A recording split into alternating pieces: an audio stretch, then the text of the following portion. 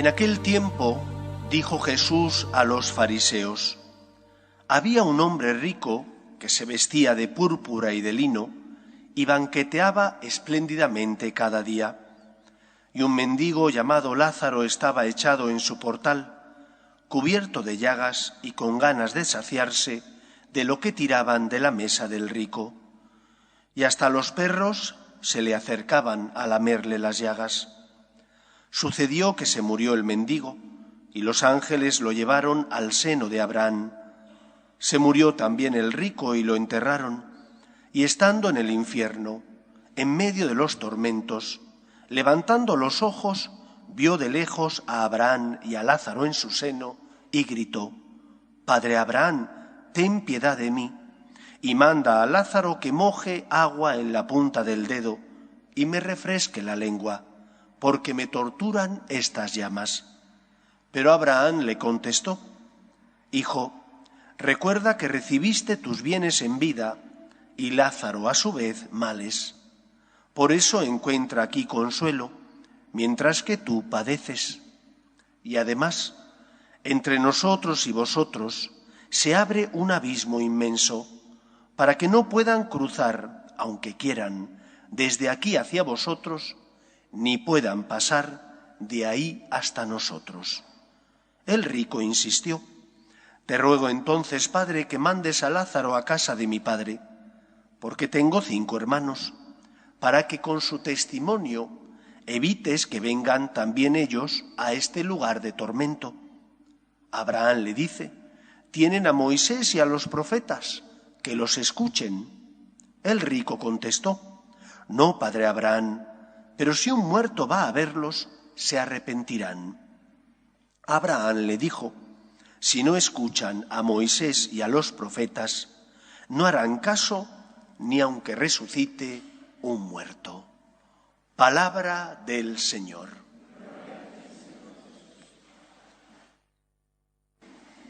Dicen que en ocasiones los árboles impiden que podamos ver el bosque, porque nos falta perspectiva. Pero si utilizando un dron lo hacemos volar y vemos entonces el bosque desde la perspectiva del dron, podemos valorar la magnitud de ese bosque y la grandeza del mismo. A veces con los evangelios nos ocurre algo similar. Nos quedamos en la letra del evangelio sin ser capaces de ver el bosque, solo vemos lo que tenemos delante. Y el evangelio nos habla de lo que tenemos delante, pero también de mucho más. Hay 2 grandes enseñanzas que se desprenden de la parábola del rico Epulón. La primera de ellas es que existe la vida eterna. La primera de ellas es que la muerte no es el final de nuestra vida. Gracias a Cristo, que murió, resucitó y pagó la deuda contraída por nuestro pecado, se convirtió en puente que nos da acceso al amor, a la misericordia divina aquí en la tierra y a la posibilidad de encontrarnos con Dios en el cielo cuando Él nos llame de este mundo a su presencia. Ante la muerte de nuestros seres queridos tenemos que tener esperanza. La muerte no es el final. Cuando hemos muerto, nuestros seres queridos no pasan al olvido, están en las mejores manos, que son las manos de nuestro Padre Dios. Ahora bien, hay una segunda enseñanza. Para acceder a la vida eterna hay que cumplir una serie de requisitos. Y el primero y principal del que nos habla la parábola es el de la escucha. Tenemos que aprender a escuchar a Dios y, después de escucharle, obedecerle. No basta decir que conocemos a Dios. Recordad aquel pasaje del Evangelio en el que Jesús dice: No todo el que me dice Señor, Señor, entrará en el reino de los cielos, sino el que escucha la voluntad de mi Padre y la pone por obra. Por lo tanto, la segunda enseñanza de este Evangelio nos dice que tenemos que escuchar a Dios, que tenemos que aprender a estar atentos a lo que nos dice. ¿Y cómo sé yo lo que Dios quiere para mí? Porque es verdad que Dios no te llama por teléfono, al menos a mí, nunca me ha llamado, ni te manda un burofax. Pero Dios se hace entender y Dios es persistente. Y el Señor, que quiere tu salvación, por activa, por pasiva, busca la manera de tocar tu corazón. Simplemente hay que escuchar. Y para escuchar, lo primero y principal es elevar nuestra mirada hacia el que nos habla. ¿Cómo vas a escuchar a Dios si es el gran abandonado de tu vida? Esa es la realidad.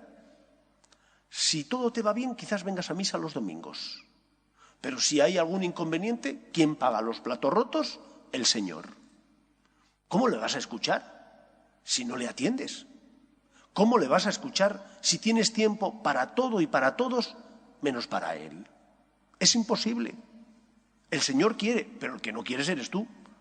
Por lo tanto, lo primero que te tienes que preguntar es, ¿le dedico tiempo a Dios? ¿Ocupa el Señor en mi semana, en mi día a día, el tiempo que como Dios y Señor le corresponde? Porque a lo mejor no haces oración ningún día. Es que es muy difícil, Padre. No es verdad. Santa Teresa decía que rezar es tratar de amistad, largos ratos con aquella persona que sabemos que nos ama.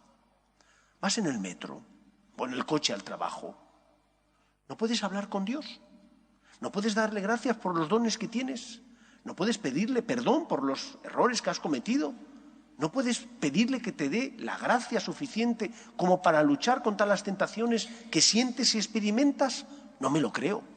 Sí puedes hacerlo. Otra cosa es que prefieras escuchar música o escuchar este u otro programa de radio, porque Dios muchas veces es el gran abandonado de nuestra vida. Es que no sé qué decirle. Cógete un librito que venden y que no vale más de 3 o 4 euros, el Evangelio de cada día, donde viene el Evangelio de la misa del día y una breve reflexión. Si tardas 5 minutos en leerlo, son muchos.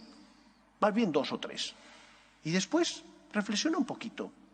No es tan difícil. O utiliza un método de oración, como el que nosotros tenemos, los franciscanos de María, y que viene resumido en los cuadros que tenéis aquí arriba, y que nos regaló generosamente una persona, una señora de la parroquia. Jesús, me fío de ti, te quiero, te adoro, te doy gracias, te pido perdón, te pido gracias, me ofrezco a ti como María. Unos cuantos puntos para reflexionar. Y qué fácil es hablar con Dios simplemente con esos puntitos. Qué fácil. Al menos 10 minutos te da, si reflexionas cada una de esas palabras. No es tan difícil. Lo que pasa es que a veces nos cuesta. Y venir a misa. ¿No puedes venir a misa algún día entre semana? Tenemos tiempo, pero a veces no queremos dárselo al Señor. Damos tiempo a otras personas o cosas antes que a Dios. ¿Cómo vamos a escucharle? Eso es lo primero. Para escuchar a Dios tienes que prestarle atención, tienes que dedicarle tiempo, tiene que ser el Señor en tu vida y no alguien marginal de tu día a día.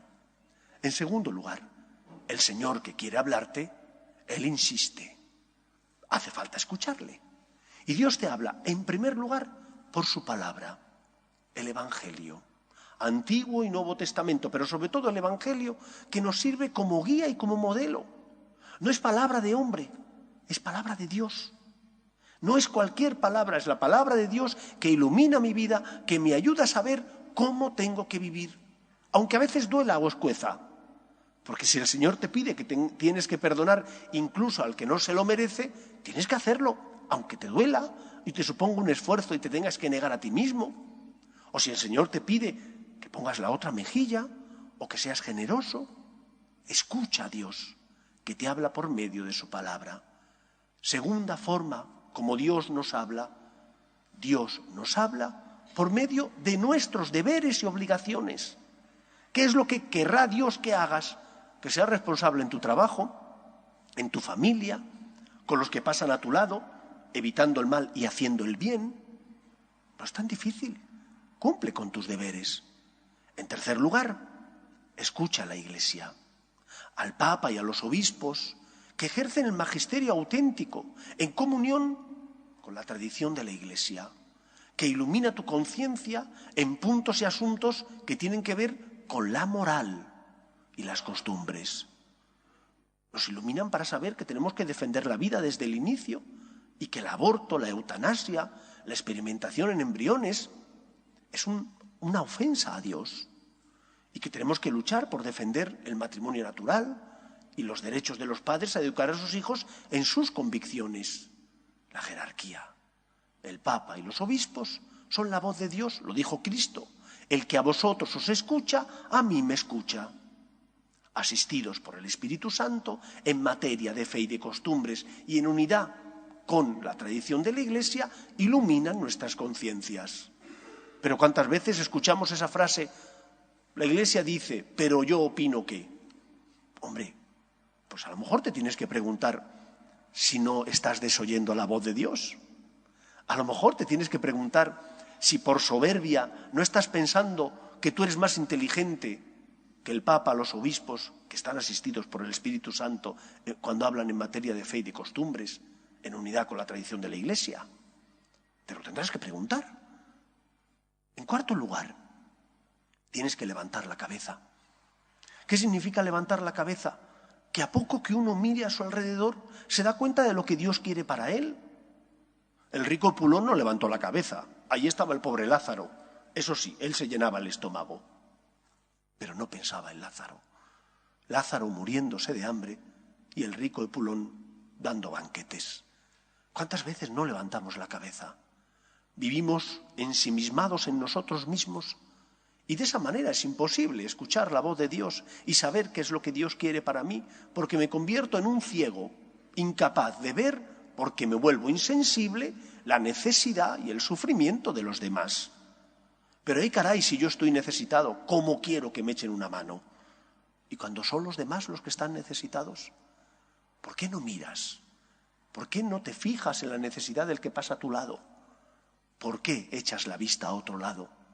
Como ocurría en la parábola del buen samaritano, donde el sacerdote y el levita, como no le habían hecho mal, dieron una vuelta en torno al que habían apaleado y maltratado a los ladrones y se marcharon porque tenían muchas cosas que hacer. Y tuvo que ser un buen samaritano, que no es ni judío, son primos hermanos de los judíos, que tuvo misericordia y les socorrió. ¿Cuántas veces nosotros, porque no miramos, porque no tenemos misericordia, somos incapaces de ver lo que Dios nos pide? Y cuando uno escucha lo que Dios le pide y desea hacer la voluntad de Dios, está poniendo las bases para que el Señor le regale su amor, su misericordia y su salvación. No todo el que me dice Señor, Señor, entrará en el reino de los cielos, dice Cristo, sino el que escucha la voluntad de mi Padre y la pone por obra. Pide la gracia al Señor para hacer su voluntad.